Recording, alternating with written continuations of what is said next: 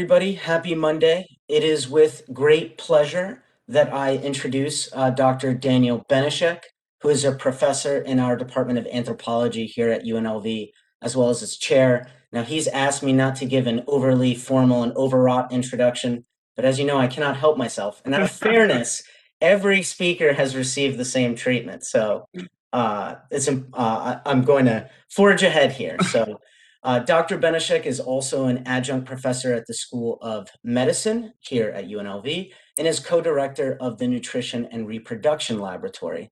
He earned his PhD at Arizona State University, and his research revolves around medical and nutritional anthropology. He has conducted a wide array of research, from the experimental to the ethnographic, and has published the results of his investigations of how social, political, and economic factors impact human biology and health disparities quite widely, including in nutrition research, the Journal of Midwifery and Women's Health, and the American Journal of Physical Anthropology.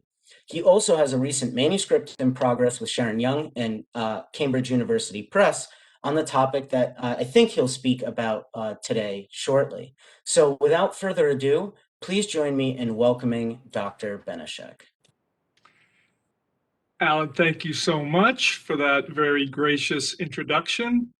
Good morning, everybody. It's a pleasure to be with you all. I'm going to turn in short order to the topic of today, which is this issue of placenta eating. But I'm going to stay true to sort of a several-year standing tradition among anthropology faculty here at UNLV to take the opportunity during ProSeminar to provide, especially our first-year students, with a little background information on my career mostly, and orientation, theoretical orientation and the like, and a little bit about my personal background. So I'll begin by, trying to advance the slide here. Okay, so for a little personal background, Colorado youth, I grew up in Colorado. Several years ago, one of our faculty members, I don't remember who it was, started putting in baby pictures. It became a trend. I have my obligatory baby picture here. You can see I'm a quite large baby. In fact, I broke through my walker here, and perhaps this has something to do with the fact that I'm interested in early childhood growth and development. But growing up in Colorado, love the outdoors. I'm an avid skier. I'm a climber. I love to fly fish. And so most of my time that's not spent working, and these days with my beautiful family, is spent outdoors and stuff I love to do. I also am a percussionist and have had a great deal of pleasure in that to this day. As Dr. Farhani mentioned, my academic background, growing up in Colorado, I did attend the University of Colorado, initially in Boulder, and then I finished up my final year at CU in Denver. Then went on to get my PhD at ASU in medical anthropology, and then my initial job out of graduate school was here at UNLV, so I've been here for 20 years. Just a couple of quick notes about my theoretical orientation and research interests. Alan talked about them a little bit, but I certainly, in terms of my theory, I'm interested in evolutionary medicine. And of course, this is broadly the application of modern evolutionary theory as a framework for understanding human health and disease, and specifically life history theory. I'm very interested in phenotypic plasticity, the developmental origins of health and disease. So I understand the biological trade-offs adaptation requires during evolution, and especially the role of phenotypic plasticity in fine-tuning those trade-offs. I've been influenced by cultural ecology, so this is the study of human adaptations in the total environment. This would be the physical and the social environment, and understand that adaptation involves both biological and cultural processes that enable any group of humans to survive in any given environment. And then, because these theoretical orientations are largely ahistorical and and apolitical, I'm also heavily influenced by critical theory's emphasis on structural inequality.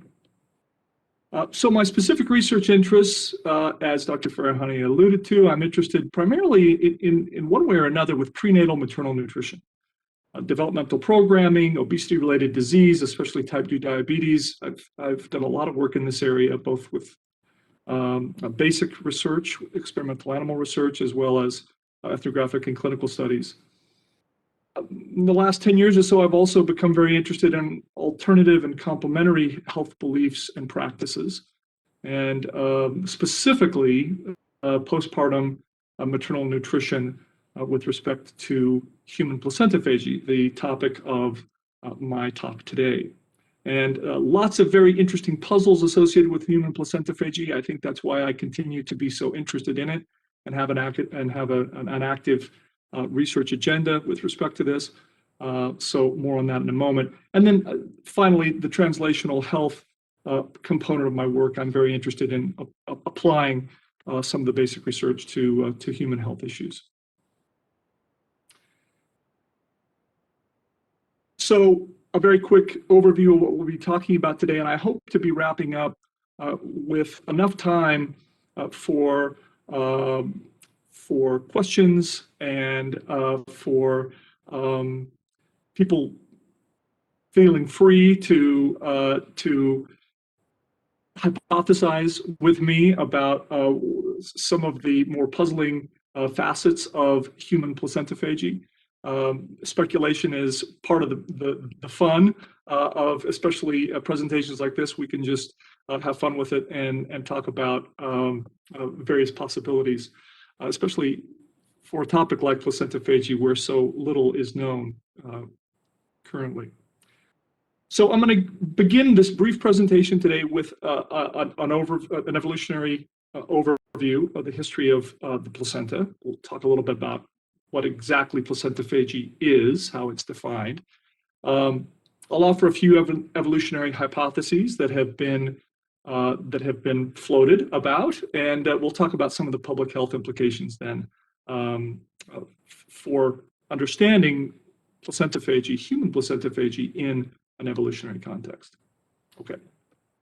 So the history of the placenta really begins 200 to 250 million years ago with theraspid evolution. These are the reptilian ancestors to all mammals. And we owe a lot to the theraspids and the evolution that took place in this time. Internal body temperature regulation, body hair lactation, all took place in this early period. By about 165 million years ago, this line split into the monotremes and then what would become the marsupial and eutherian or placental mammal line. And then by about 160 million years ago, we have the marsupial eutherian or placental mammal split. And you can see the figure at the bottom of the screen here showing this tree. Monotremes, as many of you probably know, are a very unusual animal. Probably best known example is the duck-billed platypus. There's only 3 known species alive today. Marsupials, certainly not as common, not as many species as eutherian mammals. There's over 4,000, but there's around 300 marsupial species known today. But we're going to be talking today strictly about the placental mammals, the eutherians. So after 160 million years ago, we start to see the evolution of placental types. And one of the fascinating things about the placenta is its variation. There are several different shapes and sizes of placenta. We've got them listed here: discoid, diffuse, cotyledonary, and zonary placentas, and they look very different. I have a figure on the next slide to show you just how different they look.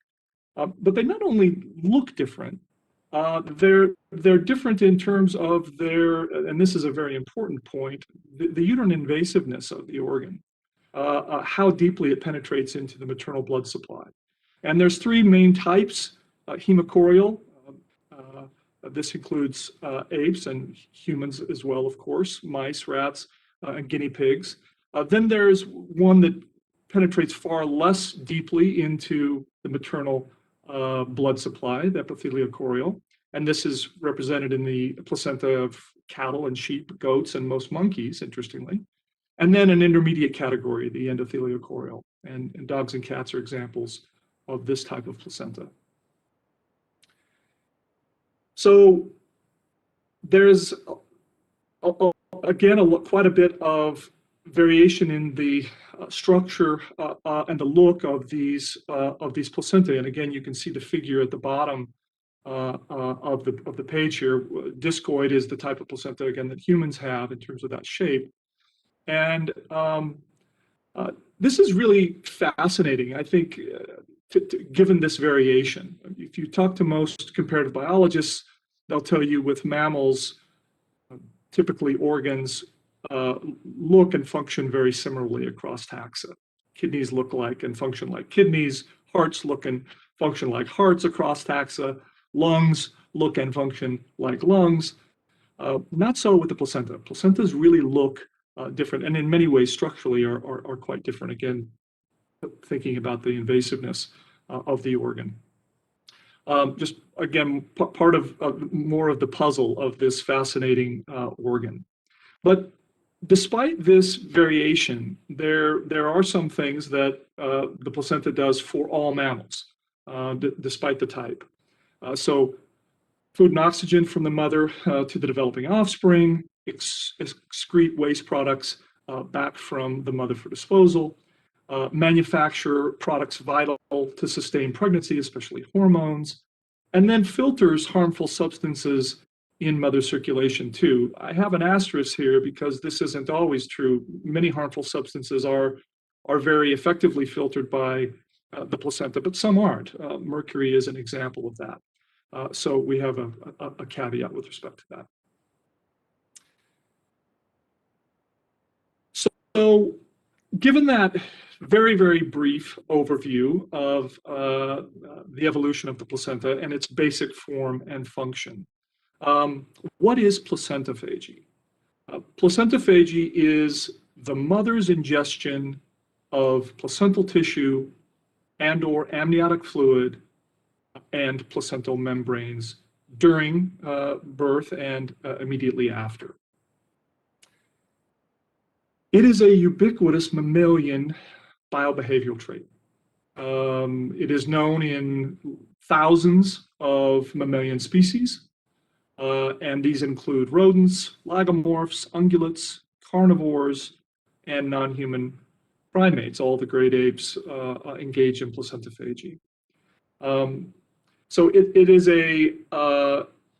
a puzzle that that humans are maybe one of the few exceptions to the placentophagic biobehavioral imperative, but we'll come back to that in a bit. Suffice it to say for now that this is a ubiquitous mammalian trait. So why is that? Why do all mammals, why do all mammalian mothers tend to engage in placentophagy? And I'll note quickly that while we have observed maternal placentophagy in, again, literally thousands of mammalian species, not every single mammalian mother is a placentophage. And in fact, sometimes it's related to parity. So multiparous mothers in many species are more likely to engage in placentophagy than primiparous mothers, first-time mothers. But in any case, we have observed placentophagy in this wide-ranging number of mammalian species. So given its ubiquity, that leads most to hypothesize, speculate about a lot of potential fitness-enhancing consequences of placentophagy. And there is lots of speculation about this. So what are the most commonly cited hypotheses? I have lots of people come up to me whenever I maybe am speaking about placentophagy at a conference and say, oh, well, you know, it's of quite obvious. I'm not sure where your research is taking you, but it's very obvious that placentophagy is about predator avoidance. This is what I hear most often. Of course, this is why mothers engage in placentophagy. They're eliminating any odors or any material that might attract predators. And so, of course, this is the obvious reason. Other hypotheses include general maternal hunger following birth. And I am told that giving birth is a very laborious process and a very energy intensive one. And so it stands to reason, many would argue, that moms are going to want to replenish some of those calories and nutrients after this very strenuous activity. So, of course, there's a perfectly good placenta right there, so why not go ahead and eat that?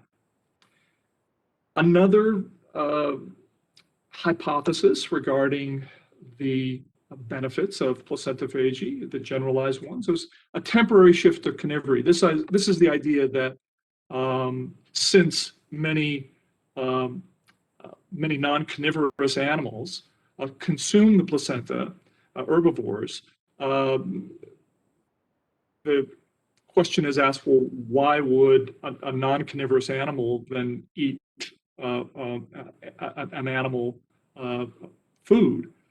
And the idea that's been offered is, well, there's something about parturition that kicks in this drive for an especially nutrient-dense and high-calorie meal. And that moms in those circumstances, right after parturition, probably hormonally driven, just have to have some meat. So they're going to eat the nearest meat available to them, and that again is going to be that placenta that's right nearby. And then the last evolutionary hypothesis that I want to share with you all is this idea that there's the acquisition into maternal circulation of placental hormones that might enhance maternal care. And so far, I have, for example, here the hormone prolactin, which is important in lactation. And there's even been some experimental animal studies looking at whether or not this might increase lactation for mothers. So these are all reasonable hypotheses. I think we would all agree they all stand that first blush of critical thinking about what could be behind this biobehavioral imperative for mammalian mothers. But when you look really carefully at a lot of the data, there isn't really, at least with respect to these first three hypotheses, none of them are able to account for the wide range of species in which we can observe placentophagy. So there's just too many exceptions to these, at least these first three hypotheses. They aren't able to account for it in a universal respect. So what are some of this observational experimental data? Well, with respect to predator avoidance, apex predators are known placentophages. Without any known predators, this sort of calls into question whether or not this would be something that an apex predator would need to do. There would be an imperative to do it in order to protect offspring. And in addition, there's also plenty of non-nesting animals. These are so-called followers at birth. Examples of followers would be horses and sheep, for example. And a follower is a mammalian species where almost immediately after birth, the offspring is up on its feet and, as the term would imply, follows mother away from the site where she gave birth. There's other animals that are classified as hiders at birth too. And these would be animals like goats, for example, and cattle, where after birth, the offspring sort of hunkers down, lays low, usually in tall grass in the spring and early summer, and waits for mother to come back after foraging to be cared for and nursed. But because followers tend to engage mothers of follower species, I should say, engage in placentophagy, this sort of calls into question why placentophagy maybe would have been selected for in order to eliminate any signals that might draw predators. And then we also have evidence of arboreal primates that eat the placenta. And in fact, and here we're talking about primates that are nesting and giving birth in nests in trees, out of harm's way of most predators. And we have observations of these animals in the wild accidentally, presumably, somehow the placenta dropping out of the tree canopy onto the floor of the forest, and these animals, these mothers will come down out of, this is after just giving birth, they'll come down out of the arboreal canopy and get the placenta in order to consume it. And this doesn't seem like a very smart thing to do if you are a mother trying to avoid predation, and particularly predation that's brought on by the cues of the placenta that you just delivered. So all of these observations sort of call into question just how powerful of an explanation in general predator avoidance might be with respect to explaining the behavior. About others, general maternal hunger following birth. Well, the problem with this one, with this hypothesis, is that there are quite a few mammalian species that don't decrease food intake immediately before parturition. Most do. Will stop 24, 48 hours before giving birth and eat very, very little, if anything at all. But there are plenty of mammalian species that continue to eat right up essentially until the point of birth, and that would include, for example, rats as well as giraffes. And then finally, our third evolutionary hypothesis above, temporary shift to carnivory, there seems to be something about placentas per se that is particularly attractive to mammalian mothers. So Mark Crystal, who has done a great deal of research with experimental animals, he's in SUNY Buffalo, he's shown that rat mothers prefer placenta over a whole smorgasbord of other tasty meats, including liver and beef and pork. They will eschew all of those other meats for placenta. So there seems to be something about placenta specifically that is attractive to mammalian mothers. Well, what have the experimental studies actually revealed in terms of effects or potentially even benefits to mom or offspring? Well, again, Mark Crystal and his group, Alexis Thompson, Jean DePiro, and others out of Mark's lab have identified several of these effects. The first is, very interestingly, an opioid analgesia enhancing effect. This is something that one of my current graduate students, Jacob White, is very interested in, understanding whether or not this is also applies to humans in terms of the capacity for this effect and how that might be leveraged for some health benefits.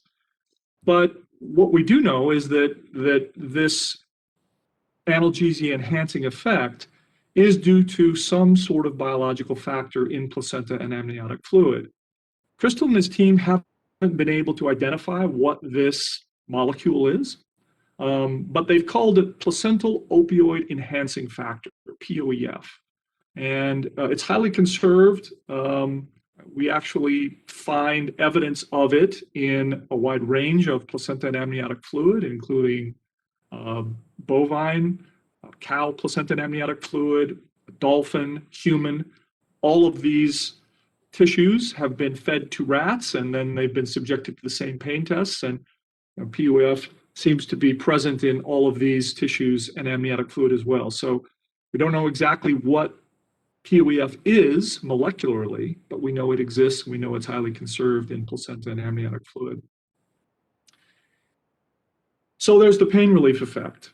And there's also neurochemical effects that enhance attraction and caretaking behaviors. One of the things Mark Crystal and his team mostly work with rats, and one of the things that we know with most rodents is, particularly for first-time moms, is immediately after giving birth to their litter, they're oftentimes kind of freaked out by just giving birth to this large litter of maybe 8 or 10 rats, pups, and they'll oftentimes keep their distance. If they're in cages, they'll actually move to the other side of cages and only slowly start to approach the pups and begin to lick them and eventually nurse them.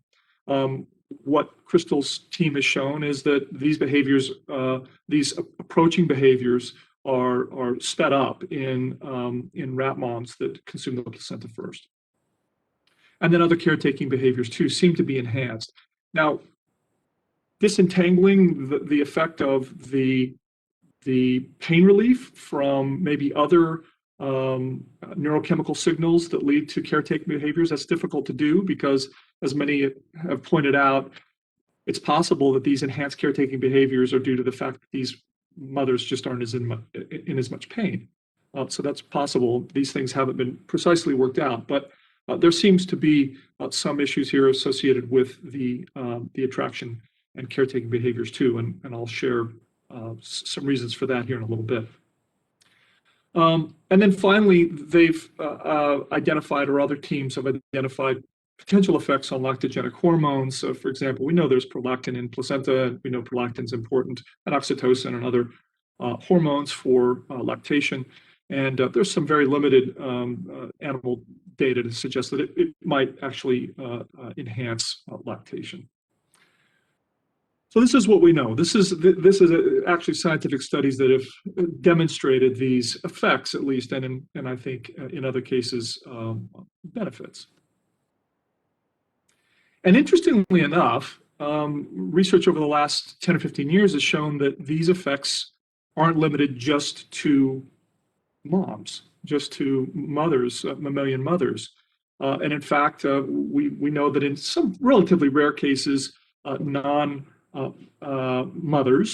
engage in placentophagy too. They eat the placenta of another animal, and we have preliminary experimental findings showing this can extend to placentophagic female siblings. These would be from a previous litter, and interestingly, those findings suggest that these siblings then engage in some caretaking behaviors of their siblings, of their younger siblings.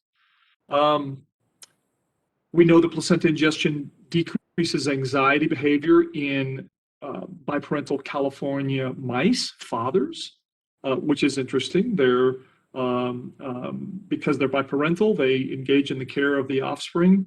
That anxiety is important because they spend less time sort of being vigilant about their local environment and are more likely to engage in caretaking behaviors earlier than non-placentophagic dads, or ones that are prevented from eating the placenta. And we also know that when animals other than the mom eats the placenta, in experimental studies, that you still get that same pain reducing effect, that analgesia enhancing effect. This is shown in rats and other experimental animals as well. And as I mentioned earlier, you'll notice the last point on the slide, human, bovine, and dolphin placenta have all been used to induce this PUEF pain-reducing response in rats. So you give the rat mom, instead of her own placenta, you give her some human placenta. Lo and behold, when you test her with respect to her pain response, it's improved just as if it would have been if she would have eaten her own placenta. So pretty fascinating stuff. So what does this all mean for for humans. This is a ubiquitous mammalian behavior, as we've discussed. Surely, given some of these demonstrated benefits of placentophagy and a lot of other benefits that are being speculated about, surely humans can benefit from these too, and we should find evidence, maybe culturally elaborated evidence of placentophagy in the great diversity that we see in human societies around the world. And that actually led one of my former PhD students, Dr. Sharon Young, and I to do a study about 10 years ago in which we really wanted to do the most comprehensive study that had ever been done, trying to find examples of human placentophagy in the ethnographic record, and historic record for that matter.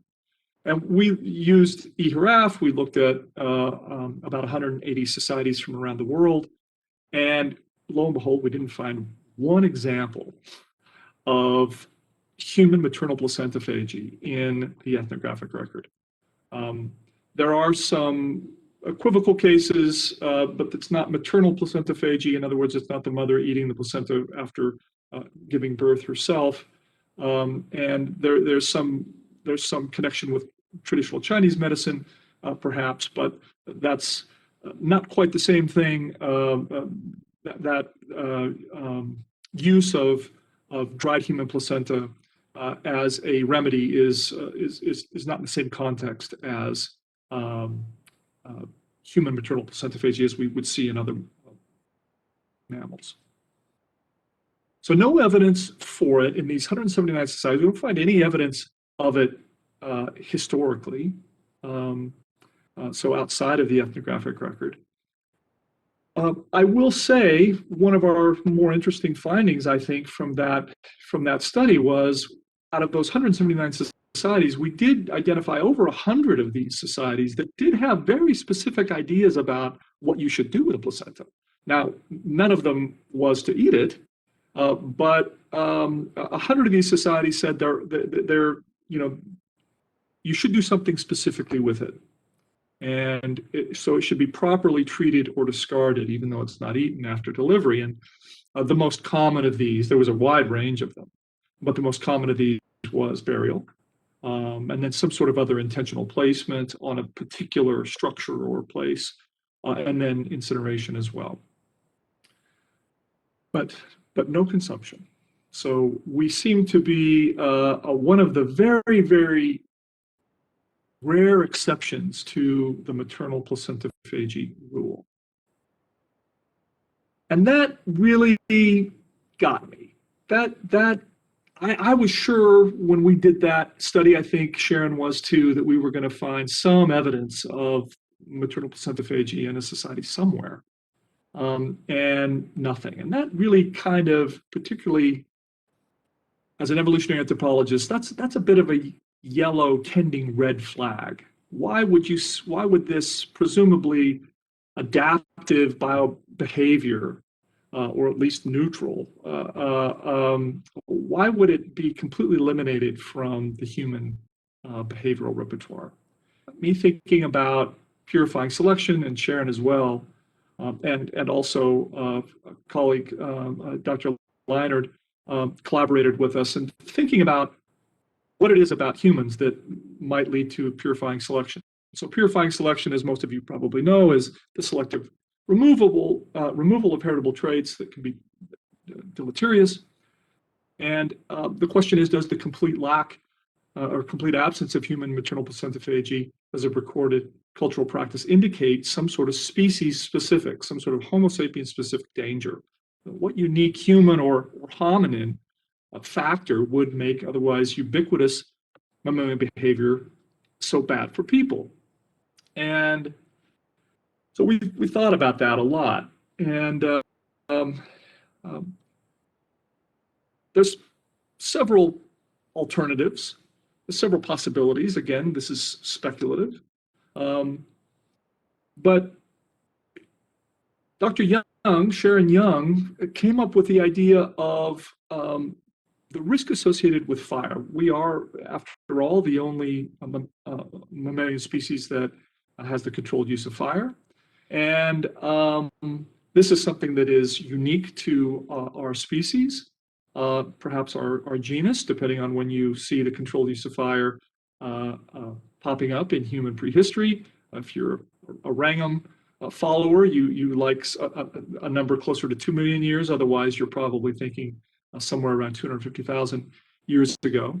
But maybe fire has something to do with it, was our thought, or since that's so unique to our species, or maybe it also has to do with something else that's relatively unique to our species, and that is a really long and protracted and difficult childbirth. Again, with a time range in there that's pretty comparable.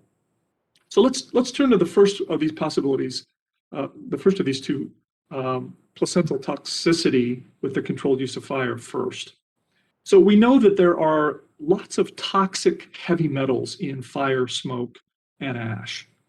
The idea, Sharon's idea, the hypothesis was that perhaps with human beings now controlling fire for the first time and around fire smoke a lot for warmth, for cooking and the like, that people, including pregnant women, are inhaling a lot of ash and smoke.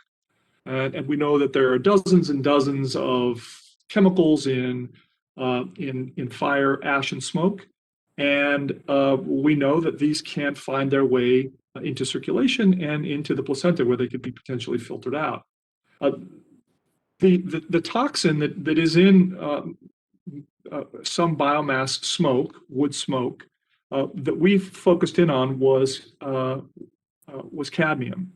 And we thought that this was a real possibility for something that is relatively easily filtered out by the placenta. In other words, it does a good job of filtering this heavy metal. And we know that it's toxic in larger doses. And over the course of a 9-month pregnancy, one can imagine that quite a bit of this toxin, or maybe another heavy metal or other toxin, could accumulate in the placenta. And then if this was consumed by the mother, this could lead to poor health for her, essentially poisoning, or it could even get into the breast milk and could be very deleterious for the child. So we published that hypothesis in Ecology, Food, and Nutrition, and it awaits further empirical testing. There might be some ways to go about testing that today with a little imagination, and so we're still looking at that down the line. But this is one possibility for explaining sort of the human exception to maternal placentophagy. What about this other issue of protracted and extended child labor? Well, we know that there is an increased risk of placental infection with extended labor. And I'll draw your attention down to the lower figure here. Many of you probably recognize this. This is an oft-reproduced figure showing 4 different primate species here with humans there on the far right. But it's looking at relative neonatal head size in the black darkened circle or figures versus the size of the birth canal of these across these primate taxa. And you can see, of course, that the most difficult fit, if you will, is among humans. This is the so-called obstetric dilemma. And so whether you buy the obstetric dilemma hypothesis or whether you're more of a Holly Dunsworth person looking at metabolic constraint, the upshot's the same, and that is extended and difficult birth in either case.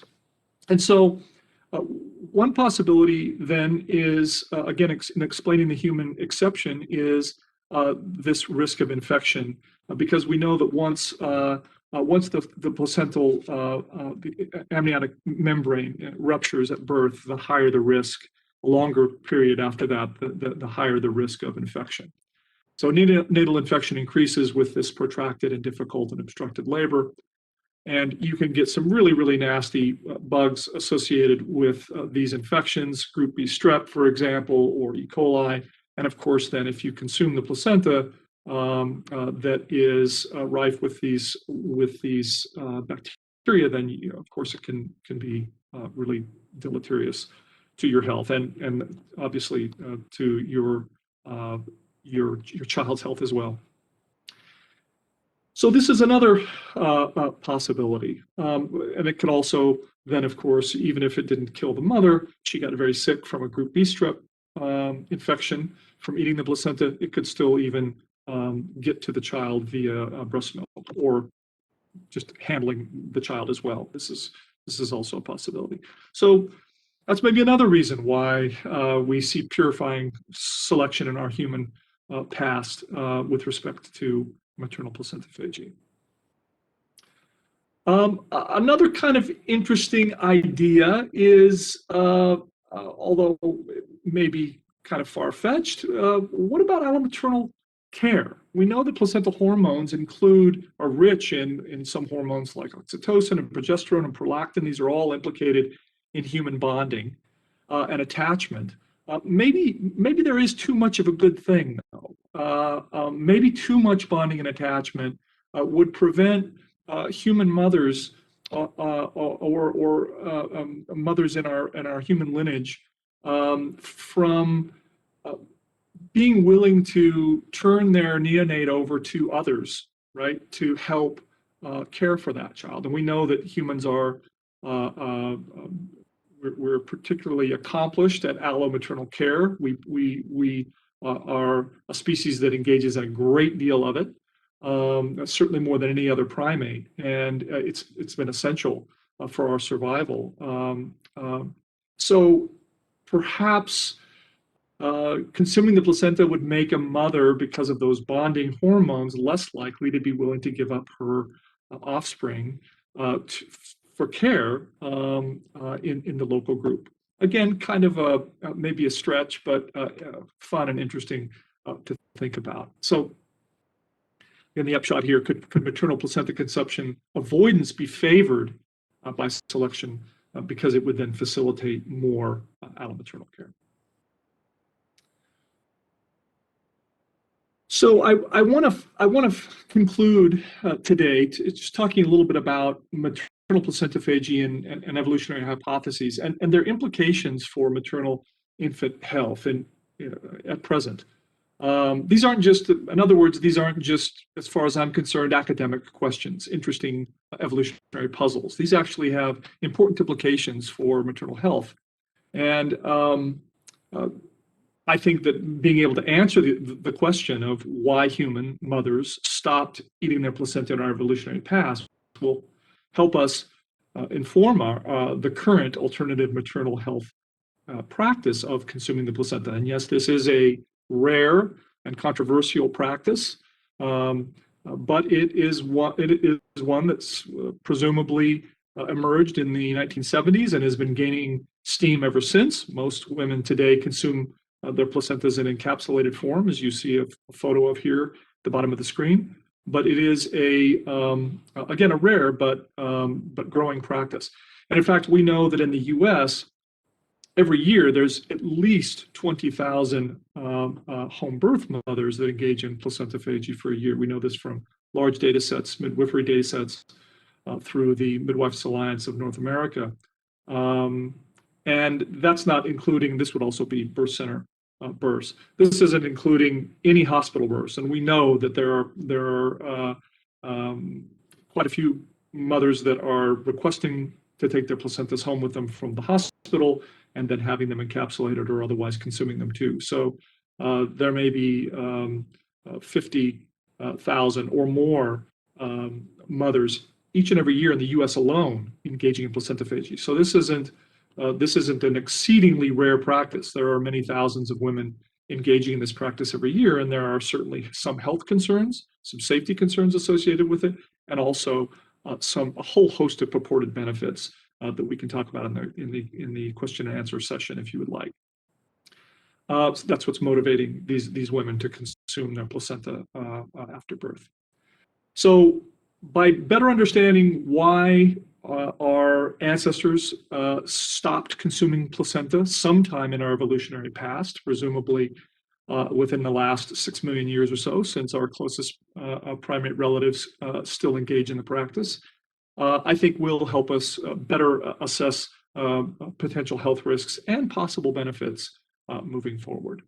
And this has a lot to do with contemporary preparation and consumption practices too, of which there's a great deal of variety. And one of my other graduate students, Jules Page, is interested in some of the health risks of placentophagy. Jacob's work is primarily focused on the POEF molecule and how that might be leveraged for benefits for human moms engaged in the practice. And Jules is really interested in some of the health risks associated with it. So I'm excited about continuing to work with both of them on these projects. And I will just give a couple of acknowledgements here at the end before we turn it over to questions in the last 15 minutes or so.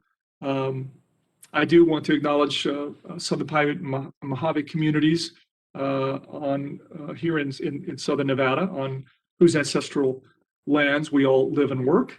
I want to acknowledge my current and former students, many undergrads and grads, but currently especially Jacob White, Jules Page, and Kristen Hrolowski, and many research collaborators and some funding sources too. And with that, I will pause and happily entertain any questions or speculations about human maternal placentophagy. Thank you.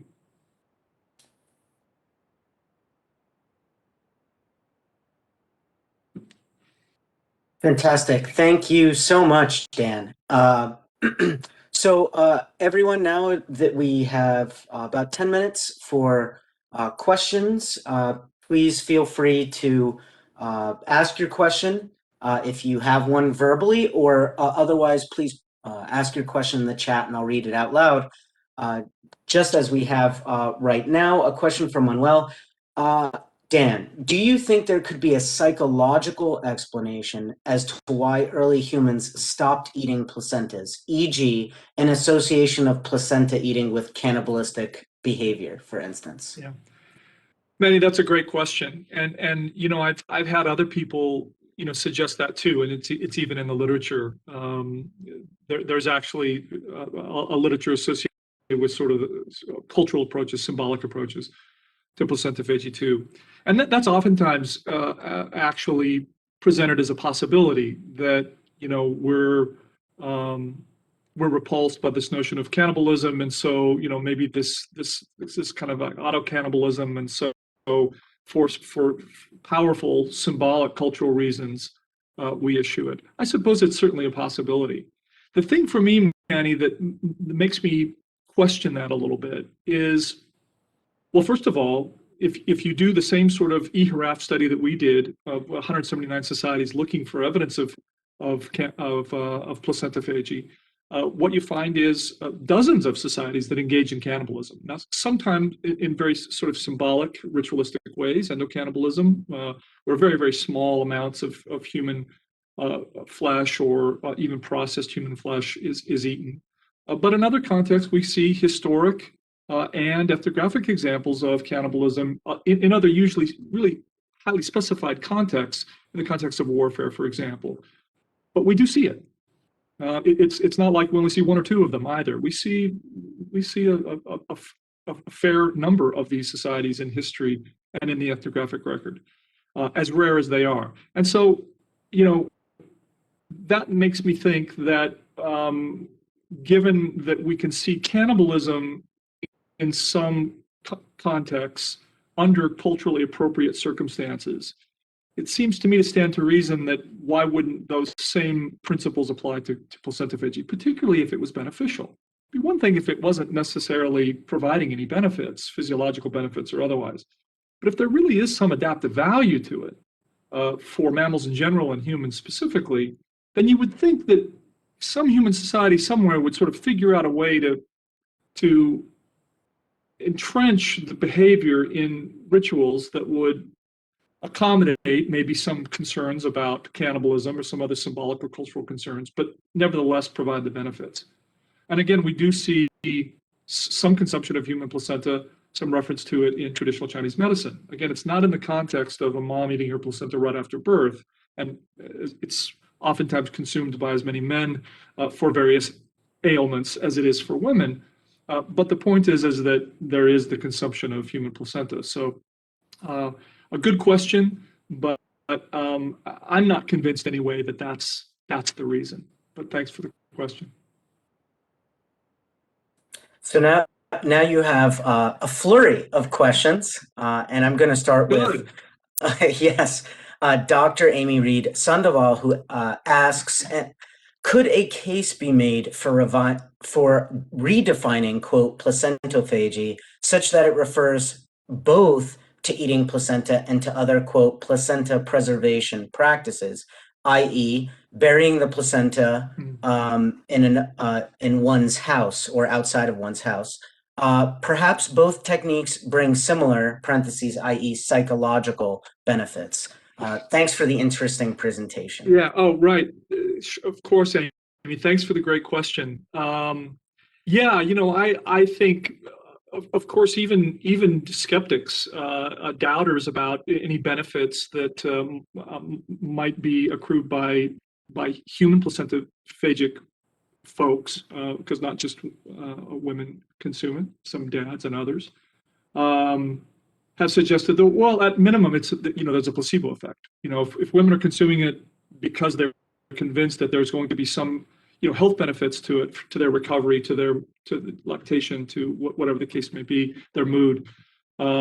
If they have that belief, any of us that have studied placebo phenomena knows that you actually have that benefit then. And there seems to be some good evidence that the symbolic elements, the cultural practice of doing things like burying placenta or treating it in some other sort of ritualized way, and again, our studies showed that this is the majority of societies that we sampled, does suggest that there's some meaning making at least, and that if that meaning making then leads to some sort of improved health status or otherwise, or psychological status, then sure. And I think that if you talk to people that do something with their placentas other than eat them, they would say precisely that. It's just a very meaningful thing for our family. We planted the placenta next to a fruit tree or something, and as the tree grows, we think about our child growing and so forth. These are stories that I've heard a lot. So I do think that there is value and benefit to this sort of symbolic treatment of placenta. But I do think that's, at the same time, I think it's different than placentophagy, because placentophagy is this mammalian behavior, this ubiquitous mammalian behavior, and placentaphagy means to consume or to eat from the Latin. So it might be more generalized to these other symbolic treatments, but I think for most of us that are interested in the alternative health practice, it has to be consumption.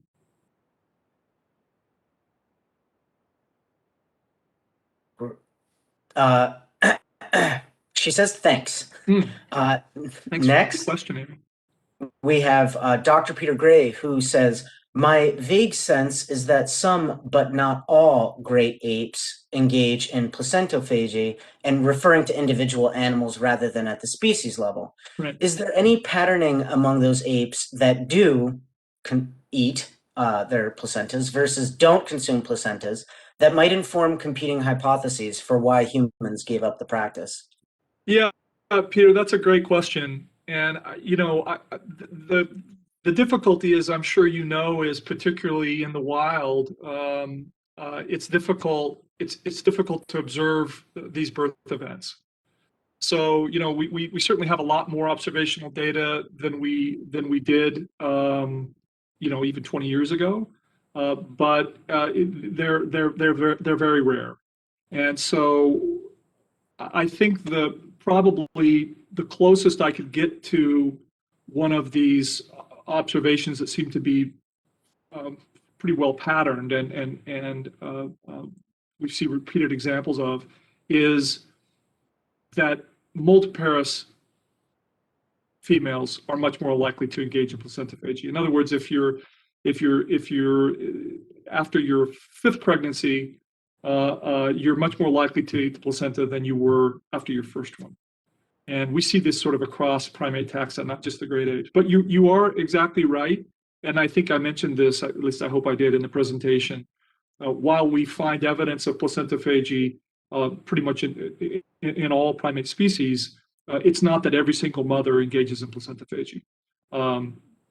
Some do and some don't. But again, the more multiparous the mom is, the more likely she seems to be. And we're getting some fascinating observational data now from bonobos showing that bonobo births are interestingly likely often accompanied. So there are attendants, and that at least in a couple of cases, observations, the mom shares the placenta with the female attendants that are there at the birth. So it's a pretty provocative data. Yeah, and who knows how they might inform, these hypotheses down the line. But again, based on the limited observations we have, those are, I think, the only tidbits I could provide that might clear things up in the future. But thanks for the great question, Peter.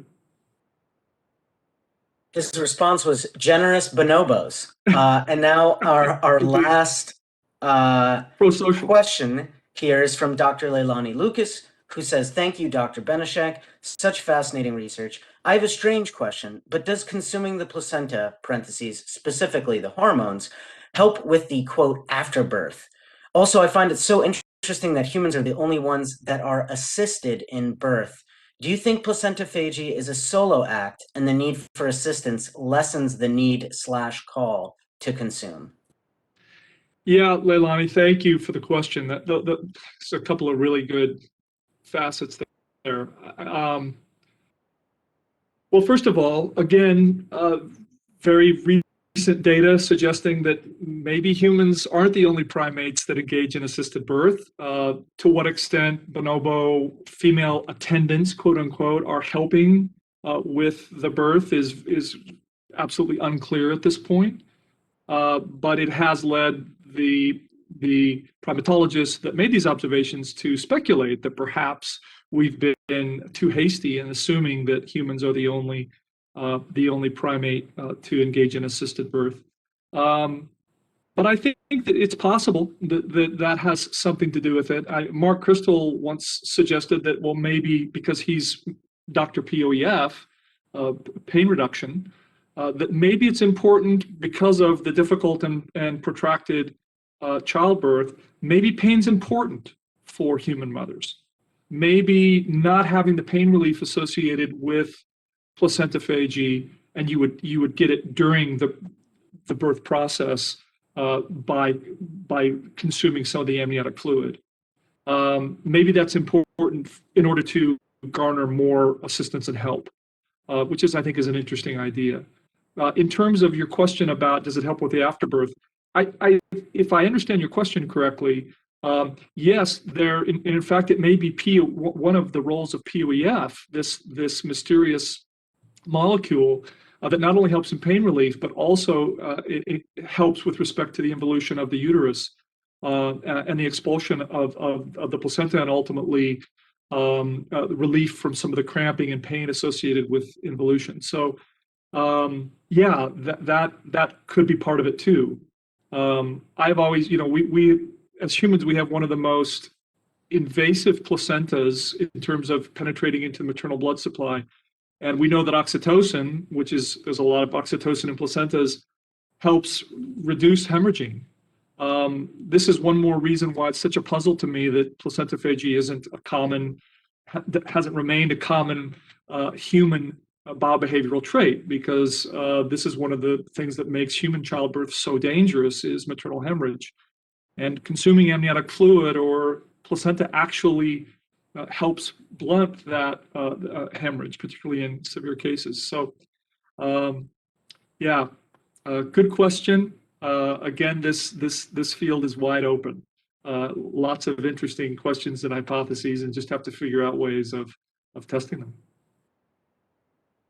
And Dr. Lucas responds with a thank you here. That's exactly to what she was referring. So, folks, I am going to announce that the recording will be ended now. If Dr. Beneshek has the time, we can once again thank him Very much right now. I saw some some